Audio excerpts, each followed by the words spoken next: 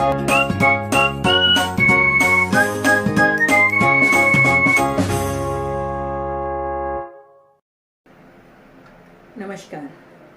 आज के संवाद में आपका स्वागत है।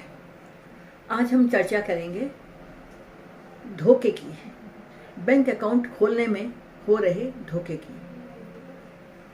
जब भी कभी आप बैंक अकाउंट खोलें तो इस बात का ध्यान रखें कि बैंक अकाउंट बैंक में जाके ही खोलें। कभी भी किसी एजेंट के थ्रू बैंक अकाउंट ना खोलें। किसी जानने वाले या अपरिचित किसी के भी कहने पे किसी फॉर्म पे साइन ना करें। यदि आप इस तरह करेंगे तो आप किसी धोखे या फ्रॉड के शिकार हो सकते हैं। इसलिए इस बात का पूरा ध्यान रखें कि अगर आपको बैंक अकाउंट खोलना है तो आप स्वयं बैंक में जाएं। यदि आप कम पढ़े लिखे हैं या अंग्रेजी नहीं जानते, सिर्फ हिंदी जानते हैं, तो भी बैंक में जाएं। बैंक आपकी मदद करेगा। बैंक में जाएं और अपना आधार, अपना कोई भी आइडेंटिफिकेशन वो लेके जाएं और वहाँ पे बैंक में अकाउंट खोलें। अपनी फ़ोटोग्राफ, अपने पते का कोई सबूत, कोई प्रूफ वो लेके जाएं। लेकिन ऐसा ना करें कि कोई आपको कहे कि आप ये फॉर्म भर दो, हम अकाउंट खोल देते हैं, इसको हम इस काम के लिए कर रहे हैं, इसमें कुछ कमीशन आएगी वो हम आपको देंगे। ऐसा कोई भी प्रलोभन दे तो उसके प्रलोभन में ना आए। ऐसा अगर आप करेंगे तो हो सकता है आप किसी धोखे, किसी फ्रॉड या किसी जालसाजी के शिकार हो जाए। अभी मेरे पास एक केस आया है जिसमें एक महिला के पति ने अपने किसी परिचित के कहने पर एक अकाउंट खोल दिया। और अकाउंट भी कैसे खोला, उसने उससे फॉर्म पे साइन कराए, उसकी फ़ोटो लगाई और कुछ कागजों पे स्वयं साइन किया। अकाउंट खोला, चेकबुक ली और चेकबुक लेने के बाद खुद ही पैसे निकालता रहा। एटीएम लिया, उसका भी खुद ही इस्तेमाल करता रहा। मालूम नहीं रहा उसको, कुछ भी मालूम नहीं है कि कितना पैसा जमा हुआ, कितना पैसा निकाला गया। उसको बस जब बैंक में पैसा जाता था तो वो उसकी 1-1.5% कमीशन दे देता था। और क्या हुआ, एक दिन पता चला कि वो गलत तरीके से उसमें पैसा डालता था, लोगों को गुमराह करके पैसा अकाउंट में मंगाता था और फिर उसको निकाल के इसको कमीशन दे देता था। नतीजा बाद में पुलिस कंप्लेन बनी। जिनसे पैसा लिया गया था, जिनके साथ धोखाधड़ी की गई थी, उन्होंने जब पुलिस में कंप्लेन की तो पुलिस ने एक्शन लिया, FIR लॉन्च हुई और अब वह व्यक्ति परेशानी में है, जेल में चला गया। क्यों? क्योंकि फ़ोटो उसकी लगी हुई थी और सबूत था कि ये अकाउंट उसका है, जबकि उसका अकाउंट नहीं था, वो इस्तेमाल भी नहीं कर रहा था। तो इस तरह आप ध्यान रखें। मैं अभी जो एक महिला है मेरे साथ, जिनके पति के साथ ऐसा हुआ है, आपको उनसे मिलवाती हूँ। आप देखिए वो क्या कह रही हैं। आपके हस्बैंड जेल में हैं। ऐसा क्या हुआ था कि आज आपके हस्बैंड जेल में हैं और उनके ऊपर धोखाधड़ी का इल्ज़ाम लगा हुआ है?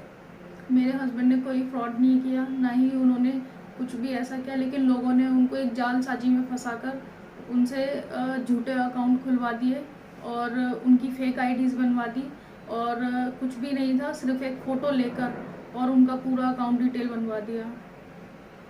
उनकी फ़ोटो थी? हाँ जी। अकाउंट उन्हीं के नाम था? अकाउंट उनके नाम नहीं था। उनकी सिर्फ फ़ोटो यूज़ हुई है बस। अच्छा, किसने किया ऐसा?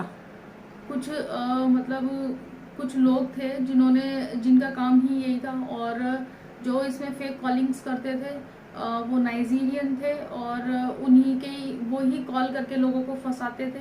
फिर आगे से वो किसी को बोलते थे कि भाई पेमेंट आ गई है और फिर ये सब कहकर वो मतलब मेरे हस्बैंड को कॉल करते थे कि भाई कि भाई पेमेंट आ गई है और आप जाके पेमेंट निकाल दो, ऐसे करके था। तो आपके हस्बैंड ने कोई पैसा नहीं लिया? उनको कुछ पैसा देते थे वो? नहीं, मेरे हस्बैंड को कुछ नहीं मिलता था, सिर्फ वो 1.5% का कमीशन उन लोगों ने रखा हुआ था कि भाई आपको 1.5% दे दिया जाएगा। बाकी उनसे जो भी पैसा आता था सारा का सारा पैसा का वैसे ही उससे टाइम ले लिया जाता था। वो लोग बाहर ही खड़े होते थे। अच्छा, उनके अकाउंट से निकाल लेते थे? हाँ जी। अच्छा, ऐसा कई बार हुआ?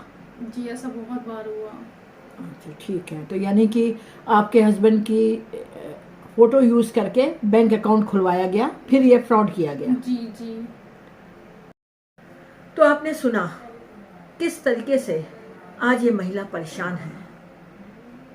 अगर इनके पति ने थोड़ा सा ध्यान रखा होता, बैंक अकाउंट इस तरह ना खोला होता, तो आज वो जेल में नहीं होते। और हुआ क्या, जिसने अकाउंट खोला है वो जेल से बाहर है। सब काम उसने किया, लेकिन उसने कोई सबूत नहीं छोड़ा, तो वो तो जेल से बाहर है और ये जेल में है। यही एक बात आपको और बताना चाहती हूँ, जब भी कभी किसी को कोई चेक दें तो चेक किस लिए दे रहे हैं, पर्पस पीछे लिख दें। यदि आप बैंक को चेक देते हैं और ब्लैंक देते हैं तो उसको अकाउंट पे ही करें, और तब भी पीछे पर्पस लिखें कि आप किस लिए दे रहे हैं। कभी कभी बैंक लोन देता है तो वो आपसे ब्लैंक चेक ले लेता है। यदि ऐसा कुछ है तो आप बैंक को कहें नहीं, हम ब्लैंक चेक नहीं देंगे, बैंक का नाम लिख के देंगे।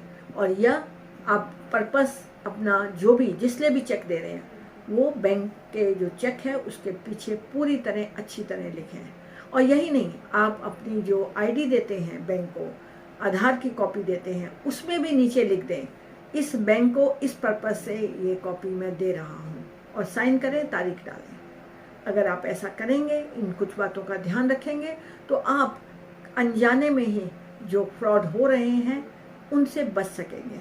नहीं तो मालूम नहीं किस समय कहाँ इनका क्या मिसयूज़ हो और कब आप अननेसेसरली कानून के फंदे में फंस जाएं और कानून अपना शिकंजा कस के आपके साथ कुछ ऐसा कर सकता है जिसके के बारे में आपने सोचा भी नहीं होगा। तो उम्मीद है आप हमेशा बैंक अकाउंट खोलते समय, चेक देते समय, अपनी आईडी देते समय इन बातों का ध्यान रखेंगे। धन्यवाद।